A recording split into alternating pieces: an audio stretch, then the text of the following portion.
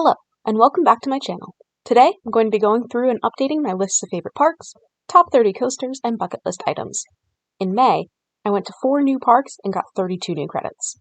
Let's get started with my top 10 parks as of June 2022. Number 10 is going to be Disney's Magic Kingdom. This is mostly because of the magical atmosphere and just sheer amount of things to do. I haven't been here in over 10 years though, so I need to get back to get on the newer rides, as well as just explore the park and experience the atmosphere. Number 9 is Universal Studios Florida. Again, the whole ride the movies thing is fun, and I do enjoy the theming of being a backlot movie studio. However, that's just not my favorite vibe and theming. And as I've said before, those aren't my favorite movies, and I don't do well with screens. Don't get me wrong, it's a great park with a great atmosphere that I'd love to get to again, but I do prefer islands and some other parks more. Number 8 is Disney's Epcot. I visited this in December of 2021, where I was able to go through and explore all the lands, countries, shops, some drinks, and most of the rides. It's a huge park with lots to do and great authentic theming and World Showcase. However, their only coaster is Guardians, which wasn't even open at the time that I went, so for someone who loves coasters as much as I do, it doesn't have nearly as strong as a collection as many other parks do. Number 7 is Universal's Islands of Adventure. Again, this is just plain fun. These themes are more my style, as are the rides. They've got a strong Harry Potter, Jurassic Park, and Marvel section with great rides like the Hulk and Jurassic Park River Adventure. And since the last time I've gone, they've gotten 2 new top-tier rides in Hagrid's and Velocicoaster, which I can't wait to go back and ride. Number 6, King's Dominion. Like I said in my April rankings video, this park is a lot of fun with plenty to do, and a great 1-2 punch with I-305 and Twisted Timbers. The atmosphere and overall vibe is fun, and this is by no means the worst Cedar Fair park I've been to. Sorry, Dorney Park. But it's also definitely not the best. Coming in at number 5 is going to be the first new park on that list, which is Holiday World. This park doesn't have a lot of coasters compared to many of the others on this list, but the ones it does have are absolutely mind-blowing. These are 3 of the best wooden coasters I've ever ridden, and I'll give you a hint. They all hit my top 20. The theming is amazing and over the top in the best way. And it's a great theme, too. I love the holidays, especially Halloween and Christmas. I've also heard so many good things about Splash and Safari. I had so much fun walking around the park and would love to get back here for a full day to get re-rides, explore more, and experience the water park. Number 4 is Cedar Point. I think I have a love-hate relationship with this park. Well, that might not be accurate. I didn't hate the park by any means. However, I was so looking forward to it, and it just wasn't quite what I expected. The ride collection is extensive, and there's such a great variety, not only in things to do in general, but coaster variety as well. They've got some elite rides, with Vengeance, Maverick, and Millennium, as well as some strong supporting rides like Gatekeeper, Magnum, Gemini, and more. I went here for 2 days, and one was absolutely packed, the other was hampered due to weather. I understand that neither of those are the park's fault necessarily, but they still impacted my visit, and I missed out on 4 rides. I guess the best way I could put it is there's almost too much to do. I don't really have the means to get out to Sandusky for long enough to do everything at Cedar Point. If I go, it's going to be one stop on a bigger trip. So while I did really enjoy this park, it definitely wasn't my favorite on this trip or overall. Number 3 is Hershey Park. Again, I love the theming, atmosphere, and vibe here. They've got a great coaster collection with variety and strength. This ranked above Cedar Point for me because it's closer to me and therefore more feasible to get to for a quick trip. I was also able to get through everything I wanted to do both times I went, with the exception of Storm Runner being closed in 2020 and Skyrush in 2021. I guess if I had to pick a park to revisit, I would pick Cedar Point just because there's so much I didn't get to do and I haven't been there as often as Hershey, but if we're ranking my existing experiences, while I did have a good time at Cedar Point, I found I had a better time at Hershey. Number 2 is Busch Gardens Williamsburg. As I said before, I fell in love with the atmosphere of this park the moment I stepped in. The theming was great and so in-depth, from decorations, ride theming, merch and food options, music, and more. They've got some pretty great rides, with Verbolten, Griffin, and Alvingeist still cracking my top 20. I've been so eager to get back to this park, and as I've said before, it's definitely one that I could spend a whole weekend just walking around and exploring the little nooks and crannies.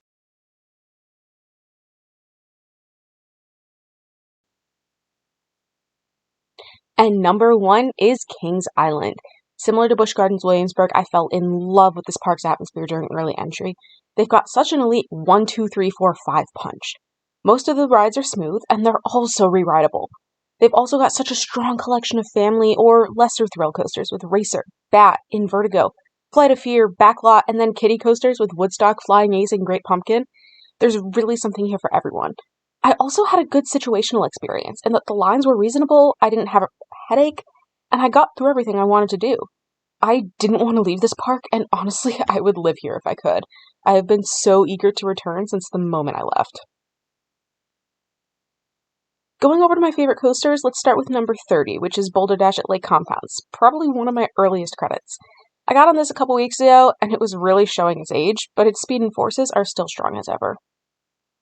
Number 29 is Wooden Warrior at Quasi, my 66th credit. I still enjoy this ride for the punch it packs for such a small ride, in height and footprint. It's super smooth, some pretty great forces, and I would love to get back on it. Number 28, The Beast, my 133rd credit. This ride was fine, and again, I appreciate it for its historical factor. However, it's not the most intense, and most of that 7,300 feet of track is the lifts and straight track. It was enjoyable, and I would like to get back on for a night ride, but it's definitely not my top choice in the park or of wooden coasters.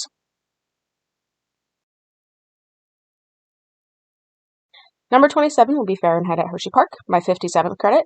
This ride is fun and was smoother than what I expected.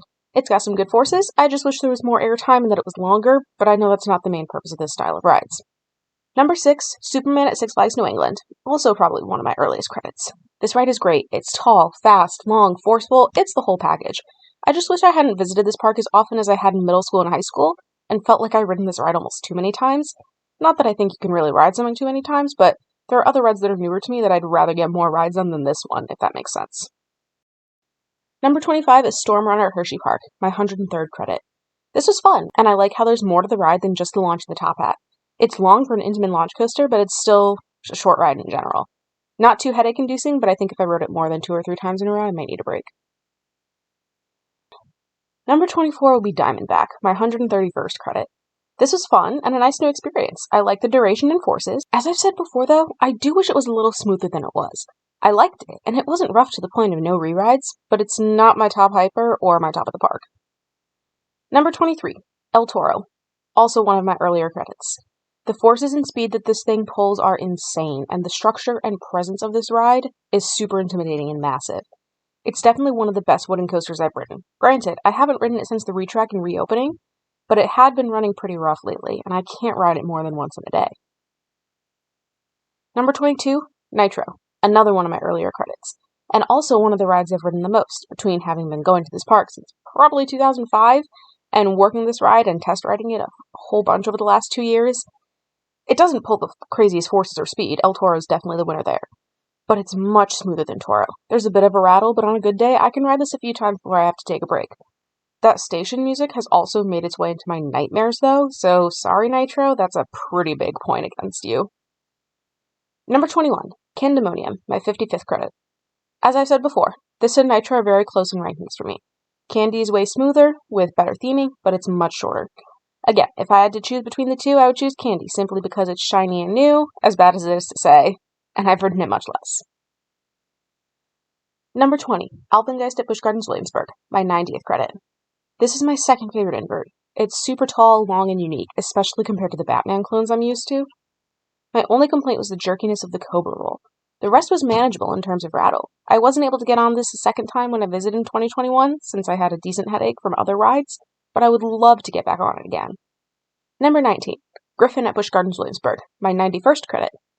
Like I've said, this and Alvingeist were very close for me, but having gotten more rides on this due to both line and low headache ability, as well as it being my first dive coaster, whereas Alvingeist was not my first invert, gave it the edge. It's definitely not the best coaster I've ridden, but it was a lot of fun. Number 18, The Raven at Holiday World, my 122nd credit. I only got one ride on this, so I'm not going off with much, but it was loads of fun. It was the roughest of the 3 Woodies at the park, but still relatively smooth. Definitely smoother than Toro, the next highest ranking Woody after this. Granted, it didn't pull all the insane forces that Toro does, but I didn't come off with a headache. I love the spooky theming and terrain interaction, and that last big hill before the brakes gives a crazy pop of ejector. I wasn't sure how much I was going to enjoy this ride, and I was pleasantly surprised. Number 17, Jersey Devil Coaster, my 67th credit. This one gets points for intensity, duration, and newness. This thing pulled some crazy forces. It was incredibly smooth as of the last time I rode in 2021, with the exception of one pothole before the stall. I enjoy riding this, but I think I prefer the other RMCs to the Raptors. While Devil does do a lot, part of me wishes it did a little more. Number 16, Banshee, my 127th credit. This is my favorite invert I've ridden. It's also super long, intense, tall, and unique compared to the Batman clones.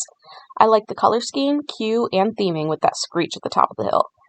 There is a bit of a rattle in some of the valleys, but it's not unbearable, as I got off back row and walked right back on front row. I also really like the slow hang time on that last barrel roll compared to the crazy forces the rest of the ride pulls. Number 15, Lightning Run at Kentucky Kingdom, my 123rd credit. When you think unassuming, this is it. I'll admit it, this coaster does not look like much, but it packs one heck of a punch. You get whipped over the first drop, and almost every single hill gets crazy ejector. This would probably have ranked higher if the ops were faster and I was able to get more rides. But regardless, this thing was crazy impressive and surprising. Number 14, Phoenix at Knoebels, my big 100. I don't think I'll ever be able to forget my first ride on Phoenix and how blown away I was by that airtime. I have no idea how just a buzz bar is safe with that many negative Gs, but let me tell you, it's a crazy feeling. It's also crazy smooth for a wooden coaster, as I was able to get, I believe, 3 rides on it. I would love to get back to Knoebels to get on this one again. Number 13, Storm Chaser, my 124th credit. This ride was mostly what I expected it to be. Smooth, fast, forceful, and an ejector machine. I was wondering how this would face up next to Wicked Cyclone and Twisted Timbers, and unfortunately, I don't think it was able to beat either of them. This is the shortest of the 3, or at least it definitely feels it. And that ending helix just slows you down so much that it feels like a disservice of an ending to such a great ride. That being said, it's still my number 13 out of 139. So it's by many means good, I just didn't enjoy it as much as I think I hoped I would.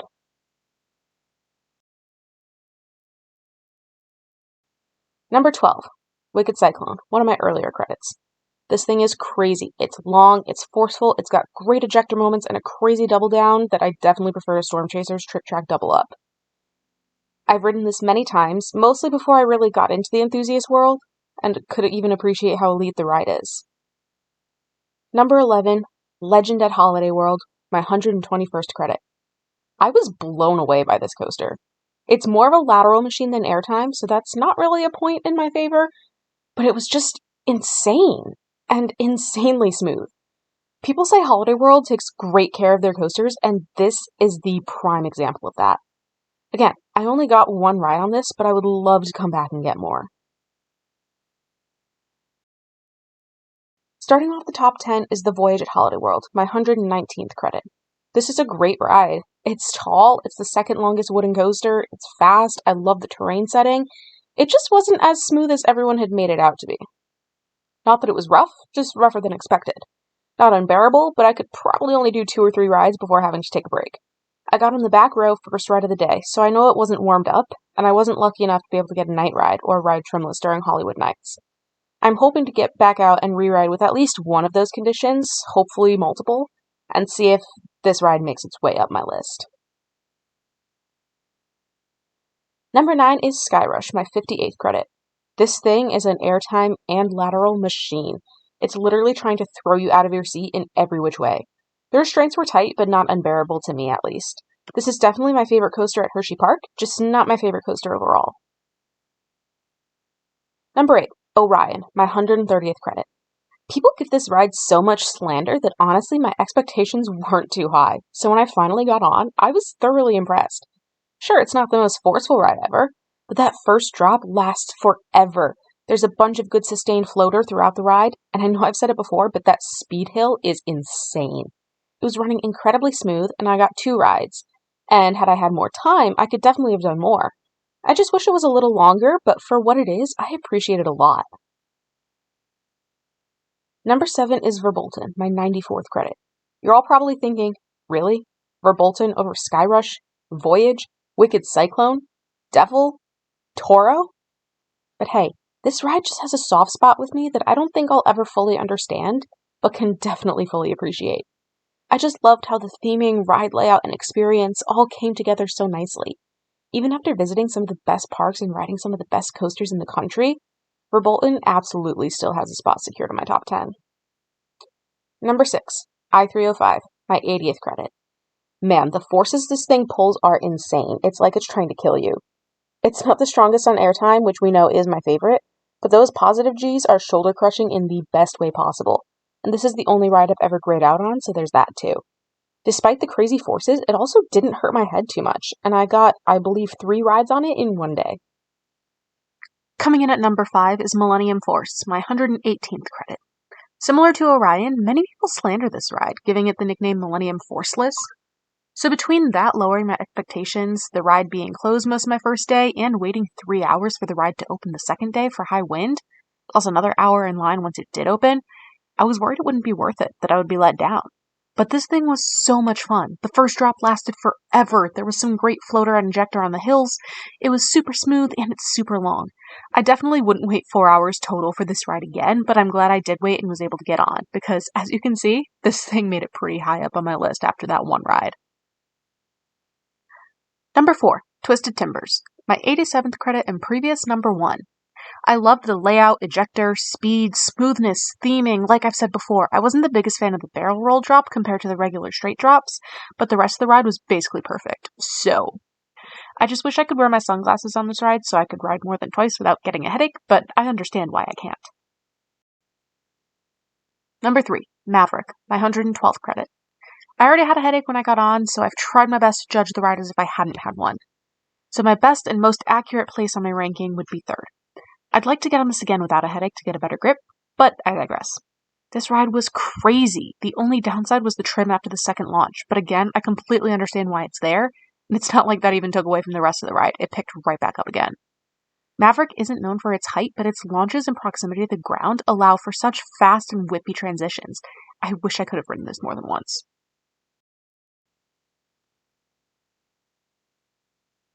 Number 2, Steel Vengeance, my 111th credit. Similar to Maverick, I already had a headache when I got on, so I'm making my best judgment based on how I imagine it would have gone without a headache. This thing was wild. It really had a little bit of everything. Great ejector airtime, crazy lateral forces on those overbanked and waved turns, super smooth, super long. I feel like I got lucky with my wait time for the one ride I got, so I feel like I'm going to be spoiled about it going forward. This ride usually has a wait of 90 plus minutes, but I only waited 45, so I feel like I'm not going to want to wait over an hour for it again in the future, which doesn't happen often. Similar to Twisted Timbers, I wish I could have kept my sunglasses on because that didn't help my headache, but regardless, I loved this coaster. Number 1, Mystic Timbers, my 132nd credit. Really? Mystic over Vengeance? Heck, yes. Similar to Verbolten, this ride just found a soft spot. I love the theming, I love the layout, though I do wish it was longer. I love the forces, I love the smoothness, pacing, and speed. Like I've said in my Kings Island video, this ride is just a perfect combination of everything to me. And contrary to many people's opinions, I love the shed. I rode this 4 times in one day, 3 times in a row, and that's impressive for me on any coaster, let alone a wooden coaster. I haven't been on many of the coasters in my credit count in a while, but Mystic very well might be the smoothest coaster I've ridden, period. Now I've just got one more list to update, and that's my bucket list parks and coasters. Obviously, if you saw my last video, you know I hit a good portion of both parks and coasters on my list, so here's the new and improved list. Keep in mind that some of the new experiences I got on this trip have moved around bucket list items too, and I'll put the old list next to the new one to kind of give a visual aid. Let's start with parks. My number 11 is going to be Disneyland and DCA. I've heard plenty of great things, and I love Disney. Number 10 is Six Flags Over Georgia. This got bumped up over Disneyland because I've heard good things about Goliath and Twisted Cyclone, and they've got a larger and more intense coaster collection. Number 9 is Lagoon. Again, this just got a bump because of the uniqueness of Cannibal, Wicked, and the hopefully soon opening of Primordial. Number 8 is Knott's Berry Farm. This got kicked down a little bit just because after doing more research, their collection doesn't appear as iconic as other parks, though I do still want to visit for their haunt and boysenberry festivals. Number 7, SeaWorld Orlando. This one got a bit of a boost just because I've heard so many great things about their coasters, and Icebreaker just opened. Number 6 will be Six Flags Magic Mountain. This park has a huge coaster collection, and everything I've heard points to it being one of the best. However, it doesn't appear that other aspects of parks that I look for, such as strong themes, are really prominent. Number 5 is Six Flags Fiesta Texas. This and Magic Mountain were pretty close to me, but I don't know, man, that quarry wall is pretty darn cool. Number 4 is Dollywood. Excluding the parks I got to on this trip, this was my number 2 after Carowinds. I still really look forward to it, but after some research, it appears that, again, the coaster collection isn't as large as other parks. It's also crazy expensive to get in, at roughly $80 minimum, whereas Six Flags and Cedar Fair parks are seeing $40 to $50 admission. I've also heard from multiple people that the rides are unreliable and often closed. That being said, it's still a bucket list park, if not only for the cinnamon bread, wood setting, and lightning rod. Number 3 is Silver Dollar City. This got a little boost from last time. This and Dollywood were pretty close for me, but I haven't heard anything about unreliability from rides at Silver Dollar City. Take that with a grain of salt, as maybe I just haven't come across that information yet, but that's what I'm basing my list on. Number 2 is Carowinds. This got bumped down, as excluding the parks I got on this trip, it was my number 1. Fury 325 is obviously a bucket list coaster for me, and I've heard so many good things. I've also heard good things about Afterburn and Copperhead Strike. That being said, I've heard that Nighthawk is very unreliable, Intimidator has earned the nickname Intimidator, and that many of their supporting coasters are just painful, such as Hurler, Vortex, and Carolina Cyclone. Again, obviously this is still a bucket list park that's high up there, it just got knocked down a bit after doing a little more research. And number 1 made a huge jump from last time, but it's Busch Gardens Tampa. This got the edge for a couple of reasons. First, Iron Gwazi just opened, and after having watched Coaster Studios' video comparing Gwazi and Vengeance, with Gwazi winning, that's honestly hyped the coaster up a lot for me. Additionally, the other coasters seem top tier, especially Kumba and Montu. Lastly, I know Busch Gardens Williamsburg has wonderful theming and a great atmosphere, so I'm hoping their Tampa Park does as well. Now on to coasters. Number 25 is Ravine Flyer 2 at Waldameer. I didn't even know this coaster or park existed until Coaster Studios' video, and now I can't wait to plan a trip there. 24 is Montu at Busch Gardens Tampa Bay. I thought this was just your normal Batman clone, but I've heard so many good things that I'd like to try it out myself. Number 23, Powder Keg at Silver Dollar City. It just seems so unique and fun. Number 22 is Twisted Cyclone at Six Flags Over Georgia. It's an RMC, so it's going to be great, but I've heard it's not necessarily weak, but definitely not on Vengeance or Wicked Cyclone level. Number 21, Mako at SeaWorld Orlando. Once I started hearing a bunch of people comparing this to and ranking it above Nitro, I knew I had to add it to my list. Number 20, Outlaw Run at Silver Dollar City. I know this is shorter in duration for an RMC, and it supposedly slows a little at the end, but I think the forest setting and upwards barrel roll ending is so unique. Number 19, Copperhead Strike at Carowinds. I've heard great things. Number 18, Mystery Mine at Dollywood. Again, this one just seems so unique. Number 17, X2 at Six Flags Magic Mountain. Yet again, another coaster that's one of a kind. Well, two of a kind, but you know what I mean. I have heard it's rough though, so that's why it's only number 17. 16 is Phantom's Revenge at Kennywood. Steel Force was good, and I've heard that Phantom's Revenge is better. Number 15 is Top Thrill Dragster at Cedar Point. I've been on King Dakar countless times, and I've heard from multiple sources that this ride is better. I'm not sure if it's opening back up after last year's accident, but if it ever does, it'd be nice to get a ride on it. Number 14, Iron Rattler at Six Flags Fiesta Texas.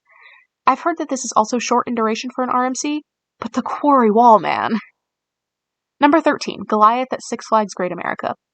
That thing just looks monstrous, and I've heard many great things. Number 12, Pantheon at Busch Gardens Williamsburg. Again, I've heard so many great things, and I'm excited that it's finally open. 11, Cannibal at Lagoon. It's super unique, super steep, created its own inversion, and created in-house. 10 is Time Traveler at Silver Dollar City. Also just super unique, and I've heard it's pretty intense. Number 9, Ghost Rider at Knott's Berry Farm. I've heard so many people say this is incredibly smooth and forceful. Number 8 is Gold Striker at California's Great America, and same thing, I've heard that it's crazy smooth and forceful. 7 is Twisted Colossus at Six Flags Magic Mountain. Dueling RMCs that you get to ride both, just waiting in line once? Sign me up. Number 6, West Coast Racers at Six Flags Magic Mountain. Another dueling coaster that you get to ride both just waiting in line once at the same park? Sign me up twice.